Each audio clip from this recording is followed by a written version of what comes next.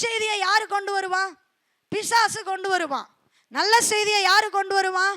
ஆண்டவர் கொண்டு வருவார். ஹல்லேலூயா, ஆமென். நற்செய்தியை சொல்ற, அவர் பிறந்ததே நற்செய்தி தான். எத்தனை பேர் ஆமென் சொல்றீங்க? ஹல்லேலூயா. அவர் பிறந்ததே நற்செய்தி, என் உள்ளத்தில் வந்ததே நற்செய்தி, எனக்கு சுகத்தை கொடுத்ததே நற்செய்தி. அந்த புண்ணியத்தை நான் மற்றவங்களுக்கு சொல்லணும், அதுதான் நற்செய்தி. ஆமென். என்னம்மா நம்ம உட்கார்ந்துருக்குறோம் இன்னைக்கு ஆவிக்குரிய ஜீவியத்தில்? எப்படி நம்ம சப்பானிகளை போல உட்கார்ந்துருக்கோம் பல நேரத்தில். என்ன ஆண்டவர் ஆசீர்வதிச்சா போதும், எனக்கு ஒரு வீட்டை கொடுத்தா போதும், எனக்கு ஒரு காரை கொடுத்தா போதும். ஹல்லேலூயா. உலகத்தாரை போலவே நம்ம எல்லாமே கேட்டுட்டு இருந்தோம் அப்படின்னா நமக்கு உலகத்தாருக்கு வித்தியாசம் இல்லை. ஹல்லேலூயா.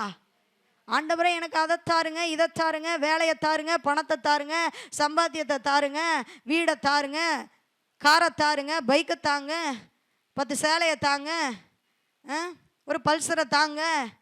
இதை கேட்டுட்டு இருந்தோம்னா நம்ம ரட்சிக்கப்பட வேண்டிய அவசியம் இல்லை.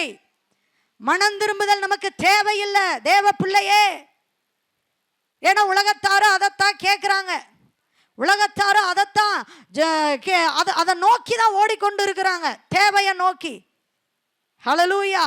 ஆனால் வேதம் சொல்லுகிறது, முதலாவது தேவ ராஜ்யத்தை நீ தேடு, கானானுக்குள்ள நீ போக முடியும். ஹல்லேலூயா.